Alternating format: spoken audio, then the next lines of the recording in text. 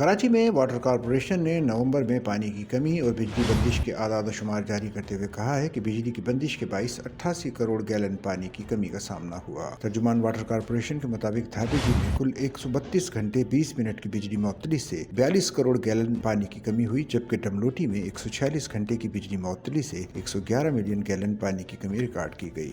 ترجمان کے مطابق north east Karachi pumping station میں 335 ملین گیلن پانی کی کمی ریکارڈ کی گئی۔ اسی طرح ہب اور پپری پمپنگ اسٹیشنز میں 66 لاکھ گیلن پانی کی کمی ریکارڈ کی گئی۔ واٹر کارپوریشن کی رپورٹ کے مطابق گھارو پمپنگ اسٹیشن میں 20 لاکھ گیلن پانی کی کمی کا سامنا رہا۔ ترجمان کے مطابق نومبر میں مسلسل بجلی کی بندش سے مرکزی پمپنگ اسٹیشنز پر آپریشن کئی گھنٹے رکا رہا۔ مرکزی پمپنگ اسٹیشنز کے لیے مستقل، مستحکم اور بلا تعطل بجلی فراہمی کو یقینی بنایا جائے۔ ترجمان واٹر کارپوریشن نے مطالبہ کیا کہ بار بار کیبل فالٹ سے پمپنگ مشینری کو پہنچنے والے نقصانات کا سنجیدگی سے نوٹس لیا جائے۔